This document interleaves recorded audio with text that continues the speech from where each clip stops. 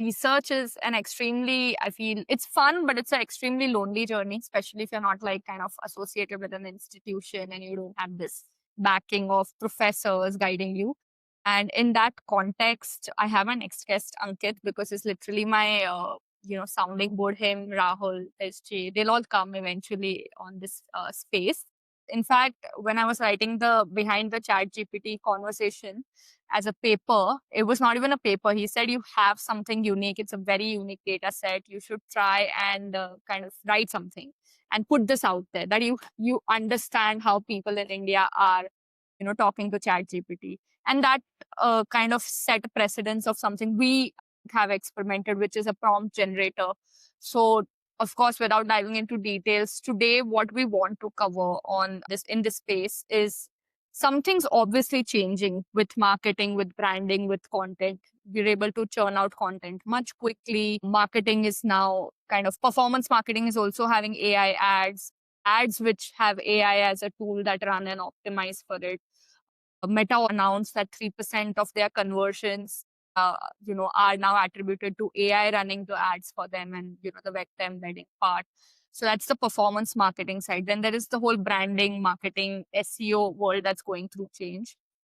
So today's space is more about the SEO, the transition to AI SEO, the GEO, whatever. Like there is so much, right? Like that's happening. So yeah, I want to kind of focus on first your perspective on AI search, and second, where do you see it going? So Ankit, over to you. Maybe a little bit on how you even stumbled upon AI and then the AI search. Sure.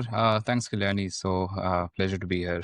Um, I think talking about my journey, I started as a data analyst. So, I was introduced to the early wave of AI back then, where people used to call it machine learning, right? And people used to create regression models and such. So, a lot has changed in the way people look at how AI can help in their work, in their daily lives. And my journey has somewhat mirrored that as I got into the space, into data science, slowly transitioned into product, because LLMs and such started getting productized, right?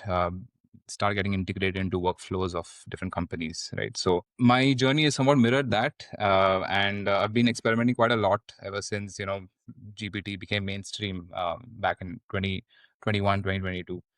Um, Now talking about AI search, it was actually something that a lot of people were talking about back then itself, when GPT was something which a lot of people used for searching for things.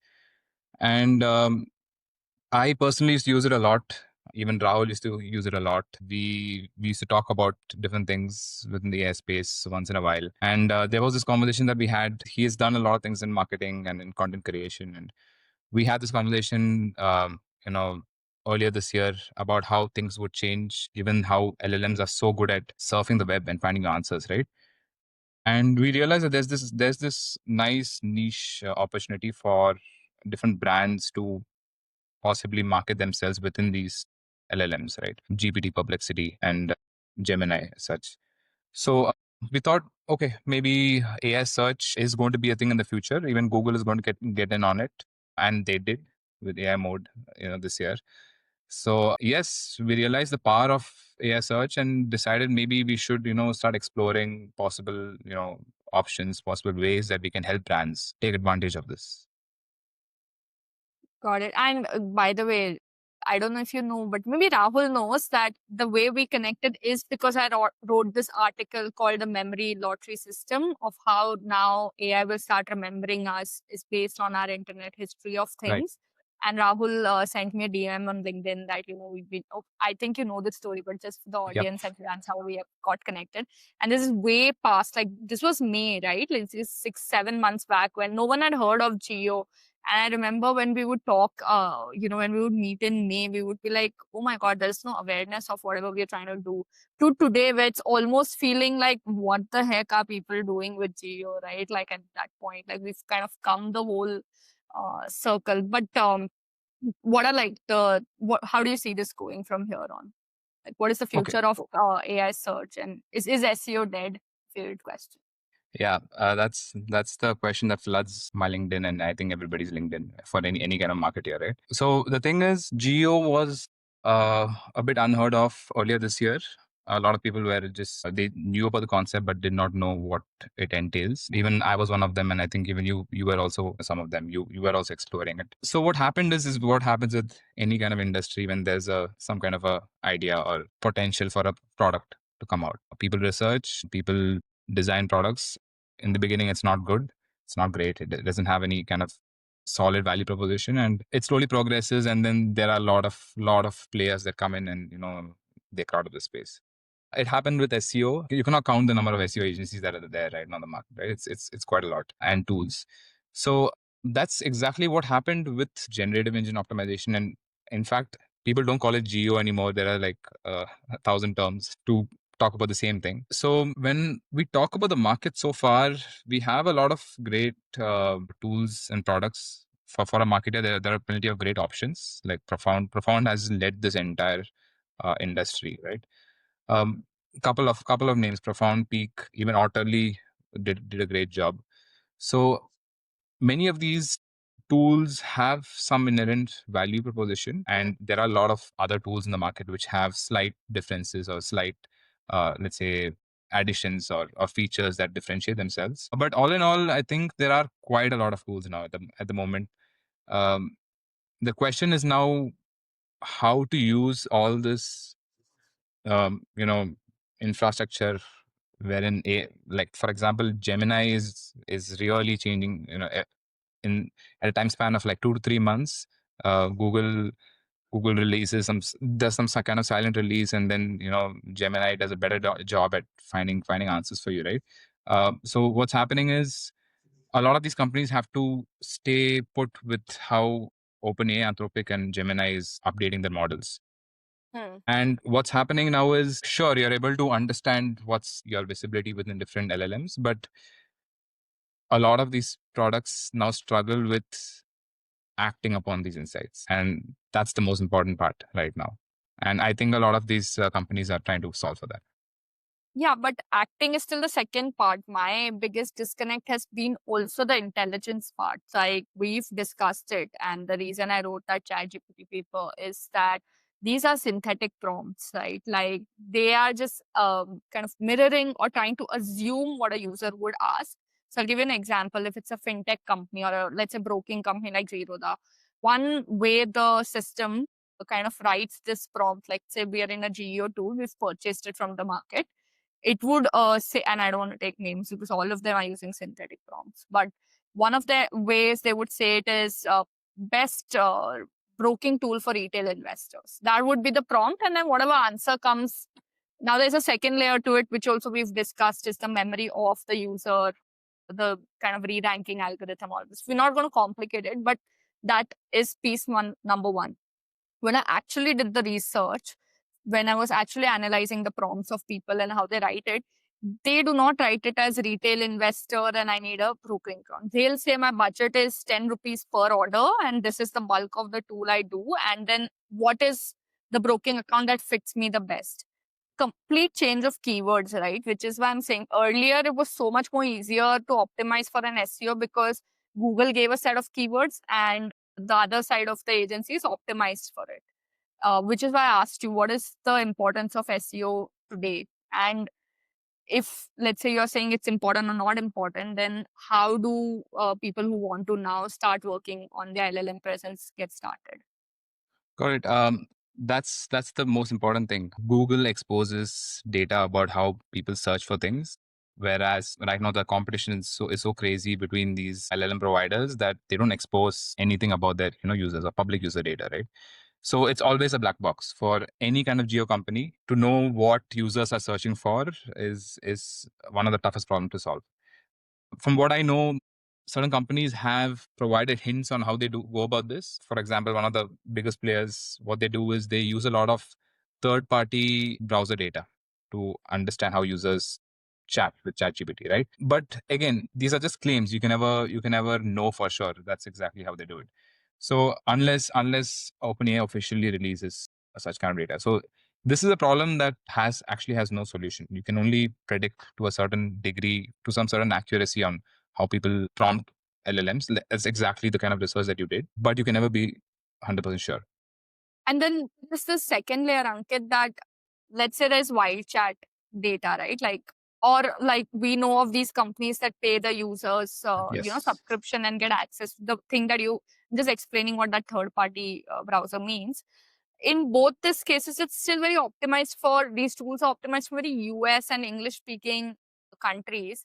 When I was doing the research, I found out that people in India actually, even like the ones who are proficient in like English, speak in English, or there's very high contextual Indian layer. What I mean by this is, if I want to go for a wedding and I'm looking for an attire, in US, they may just say, I'm going for a wedding, show me the gowns. But here it's like, it's Delhi, it's going to be winter, I want it under 5,000 rupees. There's so much of context layer that is missing, irrespective, because these GEO tools are not Indian, or, they don't have this layer. So that's the second piece of the problem. Absolutely. I think this is also one of the reasons for this is also because how different people interact with LLMs versus how they search for things online in Google, right? People are more descriptive about what they want. They write things in detail. They add personal details into it. They have follow up questions, and that's when they find the answer. So it's far more complex than just searching on Google. That's for sure. So there's absolutely no way that you could know for sure this is how a user asks unless you capture some data, and especially for a particular group TG, right? So far, all the data that you find on the internet is, of course, the US. Indian users, of course, there's a lot of ChatGPT penetration in India, but we don't have that data set to really model for within Yeah. India. So that's definitely a problem. Still unsolved in the And Indian and context. then the next thing that most people get surprised of is they don't know that for the same prompt, your chat GPT may answer very differently to mine. And we did this experiment. So just for the audience, I got obsessed with Super U protein powder. Okay. Like no one's paid me to say this. But I did this prompt where we scraped all the protein companies, what comes to the answer of these LLMs. Then I did chat GPT incognito mode. Then I did ChatGPT with my user login, and then ChatGPT login, but a free paid model. So I did all of these tests, and everyone had a different answer. And I was telling Ankit yesterday that if a user is logged in and ChatGPT has my memory, I also get very specific recommendations that here are the 5 protein powders we recommend, and here's the ones they use. This goes completely missing in the GEO tools because obviously this is not a logged in, it's incognito, right? First of all, the whole complexity around API versus scraper. But then the second layer also, even if it was not APIs, you would still not get the same answer you would get. So it is just so misleading, right? To create a strategy around it, which is why you and I have not publicly been able to kind of confidently say, okay, we can crack this, right? So, any thoughts on that? Yeah, absolutely. I think Geo is not cracked. It's been around. I would say a year since tools like this have become mainstream. People have been trying to find a solution to this, but there is no solution at the moment. There's no solid solution at the moment. There are solutions that could take you maybe 25% or 50% there, but nothing that's really solid. And of course, this one of the toughest things to do within AI search visibility is to simulate what a user does and simulate what exactly they ask and simulate their contextual environment within their account, GPT account, right? So you have something called user memory. It understands where you are, what your preferences are, and if you ask a question within your logged in account, you would get an answer saying, these are my recommendations, and hey, I know that you like this and you're from this place, so this would be better if you would pick option A than over of option B, right? So this is something which you can never have access to since it's private data and it's almost impossible to model or to simulate, right? Which is why this is the problem that I have with a lot of geo companies when they talk about, hey, these are the prompts that people are putting in chat GPT. The question is, how do you know? Yeah. And two, how do you account for this personalization which chat GPT enforces within their users? Yeah. Yeah. And the second bit is then, so far, all the answers in my experiment have been either two things. One, good SEO. be good SEO plus semantic positioning between 2022 to 2024, which I write about very extensively in AI Lab Notes, that these brands like HubSpot, Myntra, they own the internet for those particular categories, right? So in the end, SEO is still pretty important. Foundational SEO, you still need to do SEO for you to do a good GEO, right? So I think we're kind of agreeing on the fact that SEO is important. Absolutely. I see people saying SEO is dead, and it's just very weird. And these are people who have been in the space for quite a long time. And for them to claim something like that is it's kind of misleading. Yeah, but and I think the change and your thoughts on this, the change would happen and it'll be really GEO when this ACP thing becomes mainstream, when ChatGPT actually launches the e-commerce side of purchase journey in ChatGPT, is when, you know, now you need that whole data enrichment, the 60 fields to be like kind of taken care of. Content creation will need AI for like all the 60 pages. Then we can really say this is different from what we've done in the past with like keyword chunking and stuff. But right now, it's pretty much still AI SEO, right? Absolutely. So here's how I see it. Right. I wouldn't even say there's something called GEO. I would just say it's SEO, because what's changing might be the search engine. Right. Your search engine so far all these years was Google, and maybe now it becomes Gemini or it becomes GPT. But at the end of the day, your very definition of of search engine optimization is making sure your digital presence is fully optimized in order to be visible within browsing results. It's simple as that. So I would never say SEO is dead. So a lot of the kind of strategies that you would use within SEO is the same thing that you would use in GEO, right? And there are a lot of companies that say, hey, SEO is different, GEO is different, and we should just do only GEO. But then if you actually look at their workflows, it's a lot of SEO tactics that they use, right, in order to appear within LLM. So um, that is exactly where what the problem is. And we also had that realization over time. We also experimented for a couple of months, trying to figure out what are different ways to appear within LLMs, which are different from the ways that you would employ to appear within Google search. Realize that those are limited. At the end of the day, if you do really good SEO, you will end up in. Yeah.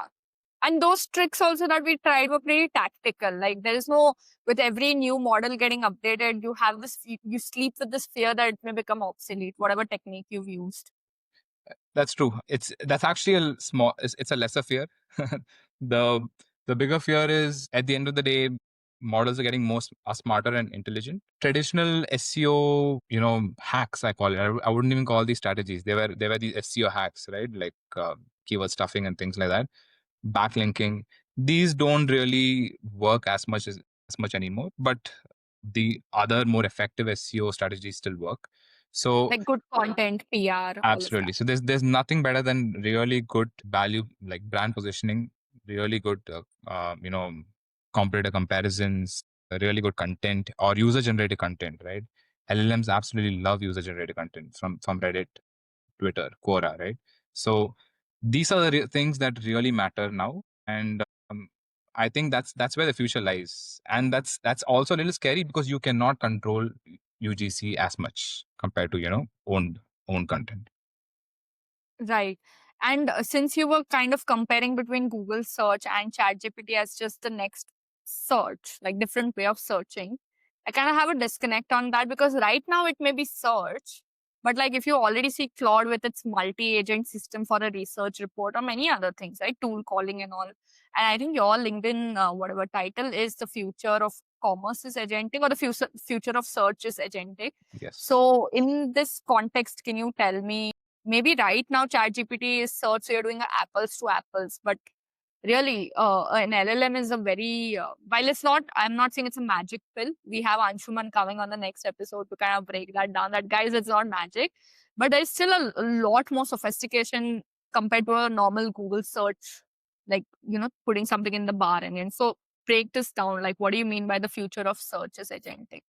So the best example of that would be Comet, would be Atlas, right? Agentic browsers, wherein you tell your agent, hey, I want to find this, I want to do this, and it does it for you. It's as simple as that. And it understands what it needs to do. It plans and it executes, right? So the way I see it, I think it's just going to reduce the amount of human effort to find things or to do things. That's where the world is going with these agents. Of course, there is a ceiling that LLMs have, which we haven't crossed yet. There are a lot of limitations, and there is nobody who fully trusts an agent to do things, right? You always have to have the human in the loop kind of a setup. So in terms of searching specifically, I think agents are there's a very long way to go in order to make it fully autonomous, but we are slowly getting there. It's still work in progress. If you see Comet and Atlas are, I would say, experiments that OpenAI and Perplexity are performing just to understand how users would use these agents in order to build a more valuable product in the future. So I think AI search is definitely going to turn agentic. You would not want to search things by yourselves. You would just speak it out and you watch it search and you can guide it. You can give feedback loops as it does. And there's a lot of inherent value in that automation flow. And we've never discussed this, but why do you think Chrome's not gone agentic yet? Or like, why is it, is it too much to protect? Because they have a lot more to lose if they experiment and go wrong. So why do you think like Chrome's not done it yet? Nothing as such like that. For example, if I remember, OpenAI's Atlas is Chromium based. So they are using the same Chrome engine in order to power their browser. Oh no, not like that. That's fair. But actually, I didn't even know that bit. So good, you told me this. I'm saying, as Google, who's launching so many AI products back to back, why have they still not gone agentic with their own browser? That's like the question I'm trying. That's that's a question we'll have to ask Google. Mostly, so here's my hunch. They are really, really pushing in. Um, they're really trying to drive in Google search with AI augmentation, right? Which is the AI mode of search, which is conversational search.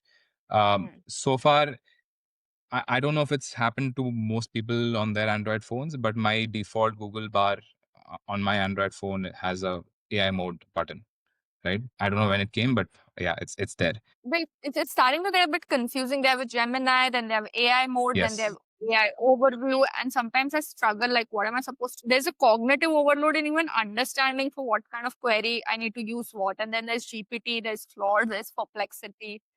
I mean, I don't know. So What's your mental model? How do you decide which one, which I think LLM? we are in this very weird state where companies are experimenting. So this confusion is a result of a lot of experimentation that these companies are doing, right?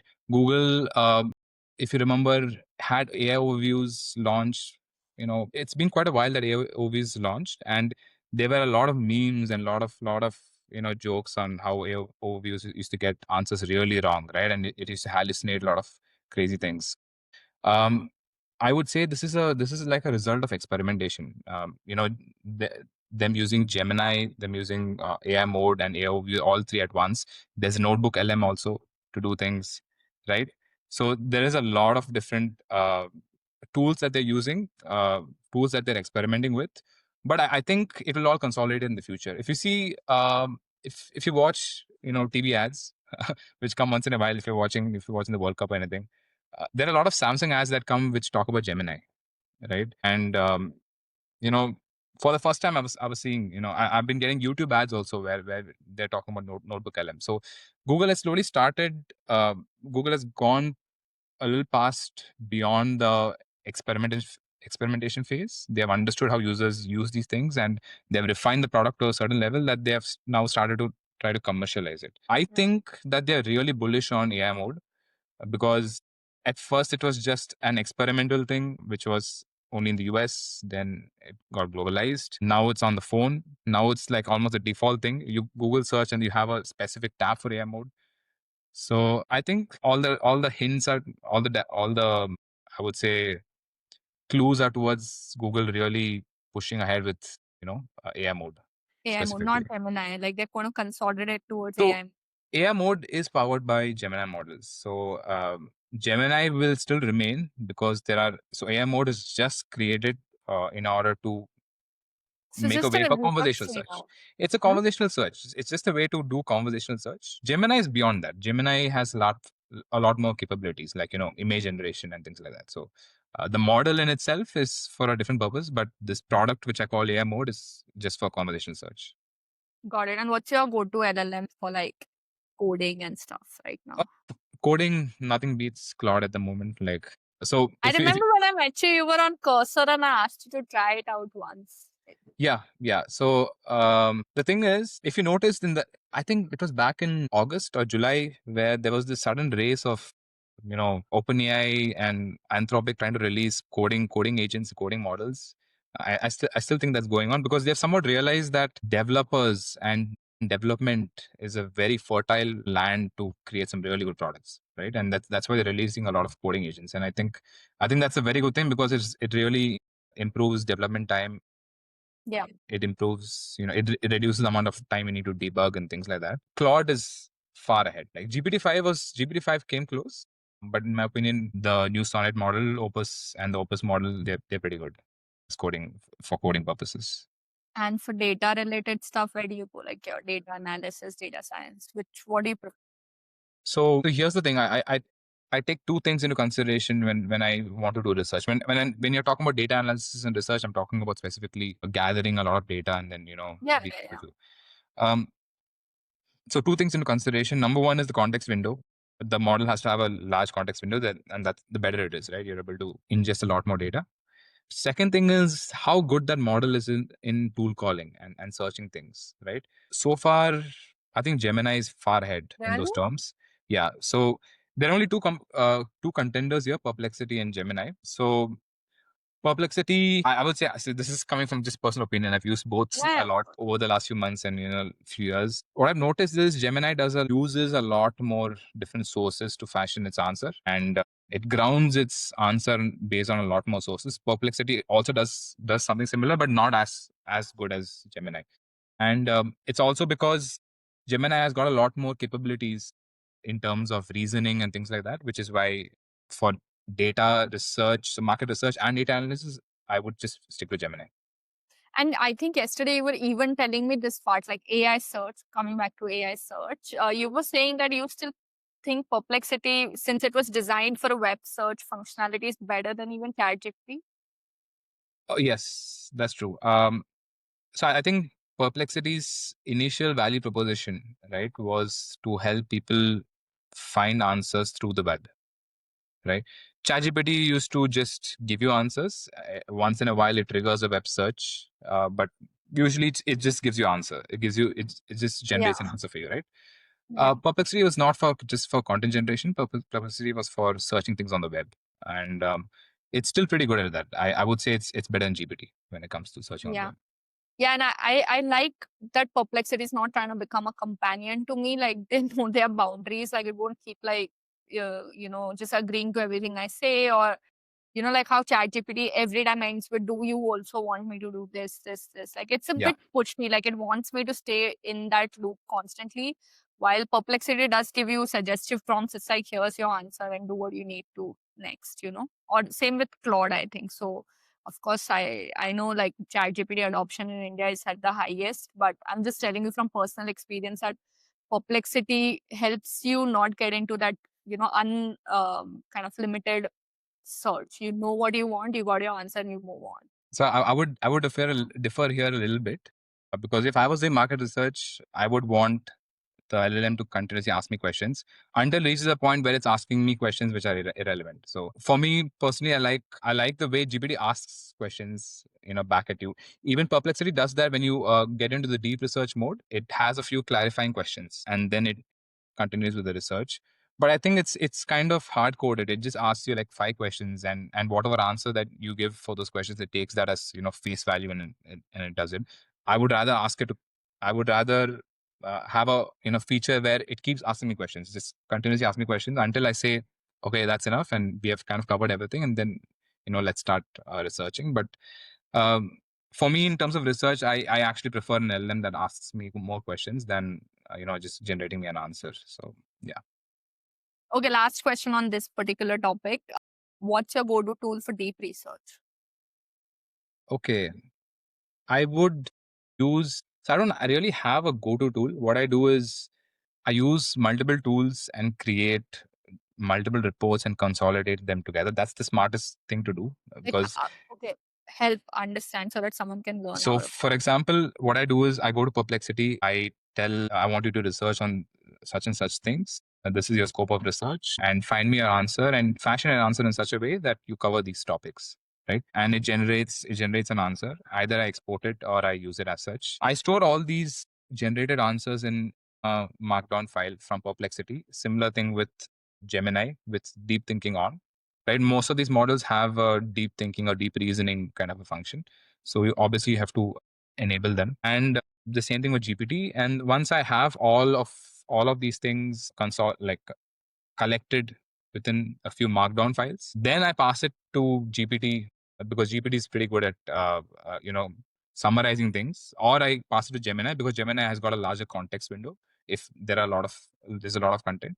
And I just simply ask it to summarize things for me. So it takes all these things into consideration and it finds contradictions sometimes between different reports from different models. It points it out to me and it creates a report. And if I feel like the contradiction is significant enough for me to deep dive into, then I would deep dive into it. Otherwise not. So this is my usual deep research flow. very different from the way I've designed, my ways that Claude project. And then I've kind of asked that diffusion model. And then I just have to give one insight and generates the report. And that's it. Like, I don't want to go hopping Right. between. So it's a README file. You know it, but just for the Yeah. audience, it's a README file. I tag it and I say using these principles of research, which includes fact checking, everything already as a part of it. I kind of ask Claude. So it's even better than Claude's deep research. Like, I compared it. So I already this kind of way to do it, but also I think the kind of research we do is very different. I do it primarily for writing. Right. You may be probably doing it for programming, so your approach may be kind of slightly different. Okay, got it. So another question based on the GEO part, circling back to it. So there's this semantic positioning problem, right? Where Mhm. anyone who owns the internet between that 2000 the training data time 2022 to 24, they just own that monopoly, and it's very difficult to break through for the exact same category. Of course, then if HubSpot exists as a monopoly in chat gpt for let's say crm, then you need to kind of diversify and say crm for google business and stuff. That's the case study I wrote. What is the opposite of it? Where have you found brands that are very popular but do not exist in llms? Like, are there instances of that? Um, Personally, I think it's very rare. Brands that are inherently popular, uh, my assumption would be that they have a really good marketing setup. Hmm. They have some amazing content out there, or there are a lot of people talking about them, right? Hmm. Within Reddit, Quora, or Twitter. Uh, and coincidentally, these are the three most important things for an LLM, to fashion its answer. Um, so I think that in general, popular companies, popular products will still remain popular within AI search, within LLM answers. But something very different that I've seen is a lot of unpopular companies come up within LLM answers, right? There are times where I've not heard of this brand or this product, and it just Give appears. an example. So yesterday I was searching for a vitamin D3 supplement, right? Vitamin D supplement. So the usual brands come up: Carbamide, Forte, I think Health Cards, product. But then I saw a lot of other random brands, like not random, but these are just less popular brands like Brio and things like that. I wouldn't find that within Google search, and I searched it on Google, right? It's not the same. So Hmm.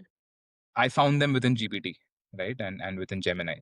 So that's the cool thing. If you were a brand and you were relatively unknown, you still have a chance to appear within LLM search results because LLMs are so good at sifting through tons of content, tons of blue links, and finding the user the perfect product.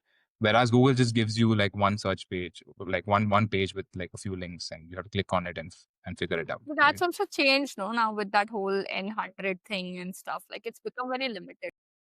Yes, it is somewhat limited, but I still think that it doesn't change the fact that popular brands will always remain popular, and now still Yeah. unpopular brands still somehow appear within these results. Yeah, my largest, like my biggest problem with this whole GEO tool, like you said, intelligence layer is fine. But when you come to execution, right?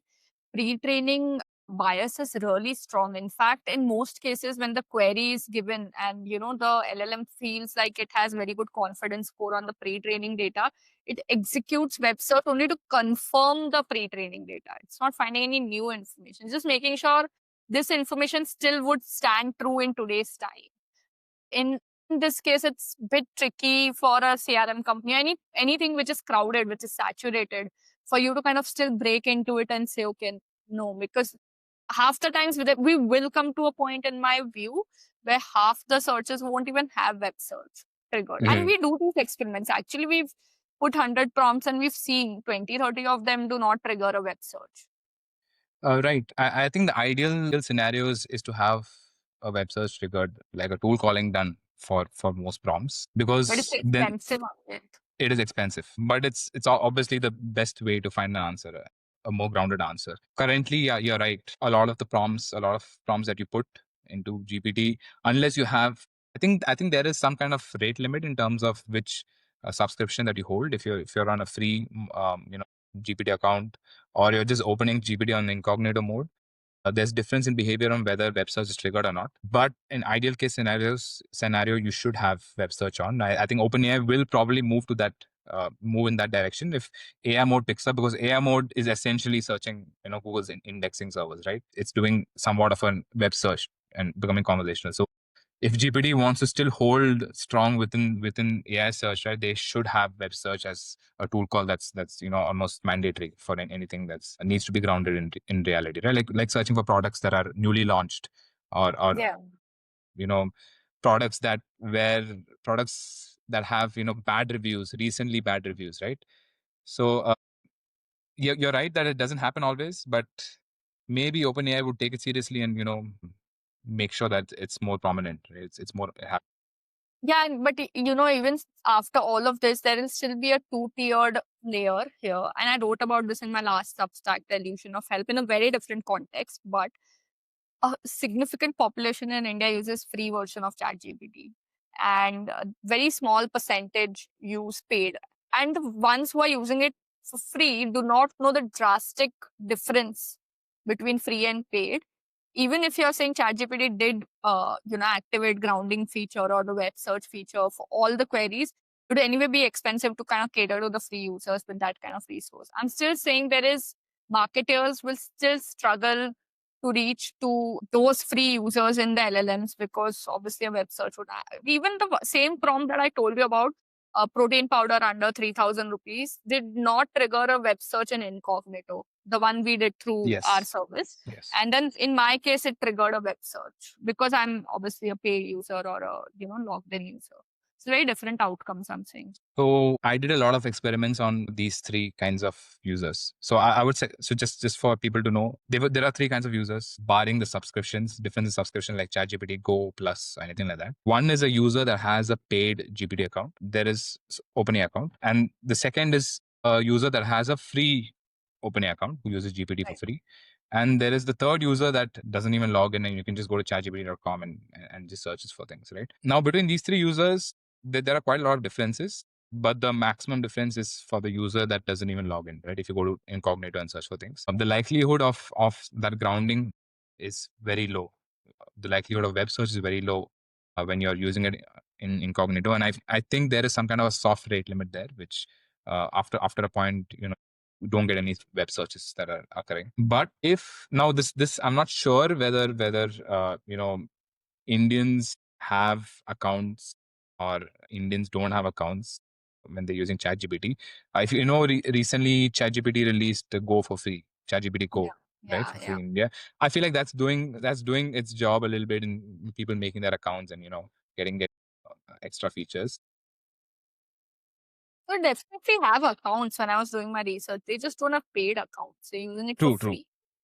True. So yeah, free accounts, you still have a higher chance that web search is triggered, but I don't have conclusive data to know the difference between the possibility between free account and the paid account.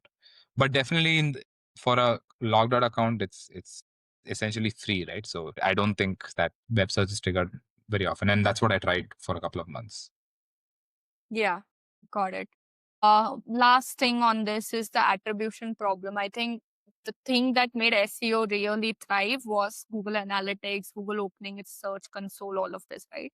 Currently, we discuss the solution to having a really sophisticated, reliable GEO product is for ChatGPT or the equivalent LLMs to open visibility into that black box. But in absence of this, where do you think we are in attribution right now? Like from where we were not even able to track who is a user who saw about Mokobara on ChatGPT, then went to Google and typed Mokobara and then shop. There was no connect. Where are we today on attribution? Okay. So to understand attribution, we have to understand what are the user flows, right? When you search for things. So here's the uh, easy kind of attribution problem, which is within Google search. You search for something in Google, you have a couple of links. Luckily, these links are blue, they're large, and they're listed in a very orderly fashion.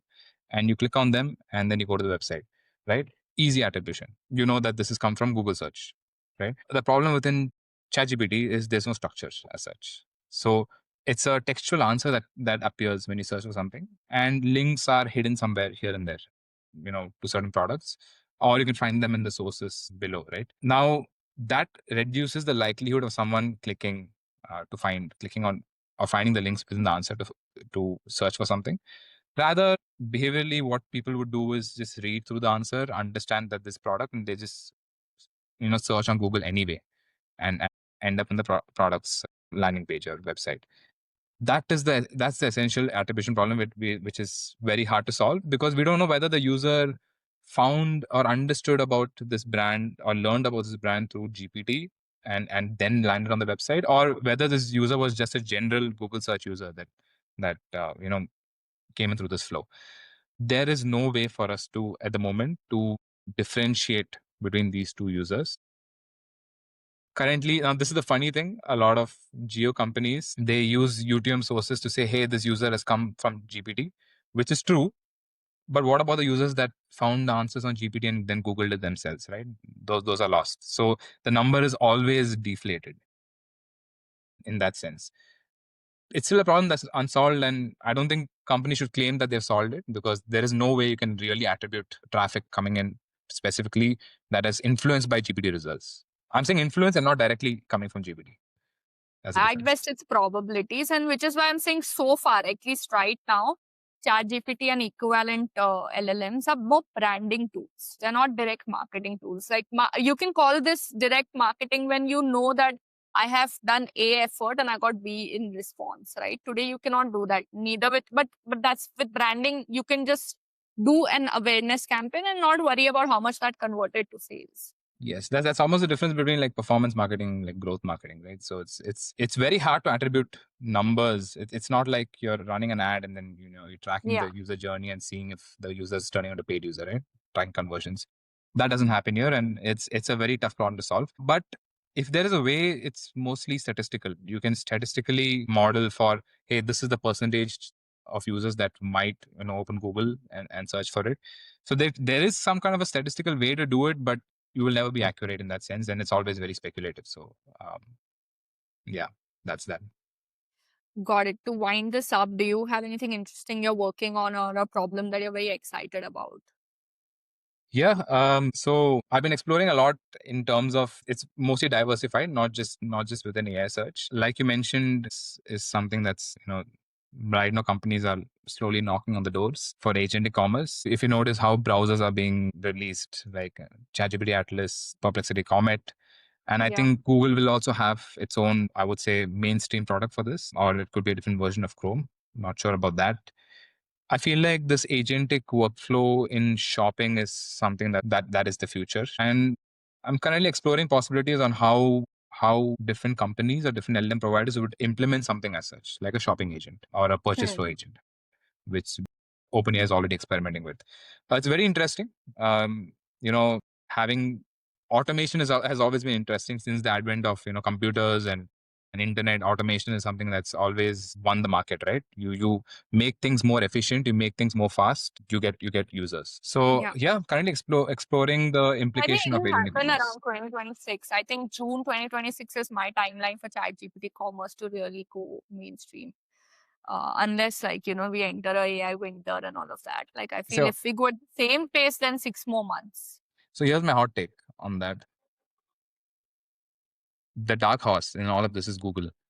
So th- what's happening is OpenAI has enough resources. If you see how they are working with their models and how they're releasing the models in the direction that they're going, it's pretty strong. But I think Google Google is actually probably far more ahead, and they're a little bit conservative in the way they are presenting themselves, especially Google DeepMind. I feel like when it comes to searching capabilities and browsing capabilities, if Google releases something, in this regard, with their insane distribution, Yeah, OpenAI or Perplexity wouldn't stand a chance. Yeah, fingers crossed. Like, well, that's just what I think. I think Google is just waiting for the right moment. Once all these products have become a little bit mainstream in the market, Google might have a big release. got it. We'd only know with time, I guess. Yeah. Any last thoughts before we wind up? Nothing as such. I think we started talking about GEO, right? It's funny how GEO has become like a mainstream. People are now afraid of saying the word GEO because of how mainstream it is. Now I think SEO marketers have got fed up of listening to the word GEO. Fair, because it was hyped to a certain level, by a lot of different companies. But the fundamentals underneath, which is AI search, right, or agentic search, is still a problem, or it's still something that's novel that still needs to be explored. A lot of interesting implications, and out of that. But yeah, the word geo, I don't think is going to last a lot. Yeah. No, and I had written about this in my LinkedIn newsletter that in the end, good content will always win. Yeah, absolutely. Call it whatever you want to call it and do whatever you want to do tactically. If you want to build a rapport with your audience long term, go the hard way, make content that is actually authentic, that connects. And like when you build that, it has a long term compounding value. And I think Zero does a very good example of that with their YouTube content, with their newsletters, everything like become a content media house almost. And today they don't need to worry about coming in an LLM or not, right? Because they have just like Absolutely. such a robust presence. What's happening is people who are really good at content are just getting better at content because of AI and Gen AI, right? Yeah, and they just are accidental winners of this lottery, but they're Absolutely. not also, they made a lot of effort, but now they don't have to worry about coming in ChatGPT. They will come in ChatGPT. True. Content creation is of course one of the most important things that you can do as a brand or as a company. Yeah. There is no way around it. You have to create really good high quality content. You can either you hire content writers, or you generate it through Claude or anything as such. Doesn't matter, as long as the content is good. That's what's going to Yes. get you results. So yeah. Yeah, I feel like really good founder-led newsletters are so underrated in India. Like so many founders make amazing LinkedIn posts and all. And I'm like, this could have been a newsletter. If your brand sent me this as a newsletter, I would love to watch it.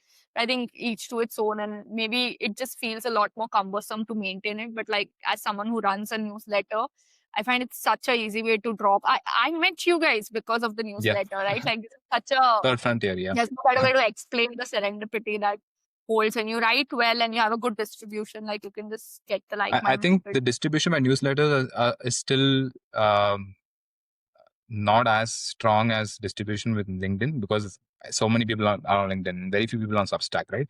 It's Substack has so much gold in it, but people don't understand. People have not realized it. There's a lot of really good content in there, but eventually it will reach there. Long form content, what we Yeah, call. there's a problem with attention span also. Substack Yes. really needs patience. You need 20 minutes per article Oh, if you that's really something which get. nobody has nowadays. So Yeah, it's very that's hard. that, so it's not just an adoption problem. It's like there is a larger neuroscience problem here on Yes. attention span. But like I get it. Anyway, thank you so much. Thank you so much for coming and It was helping a me with pleasure. think through these answers and stuff. We keep talking about it, but it's nice to also put this on record for once. Oh yeah, absolutely. It was fun. I know we have these conversations a lot, very often, but at least now it's out there. People can, enjoy this All kind of right. content. Bye.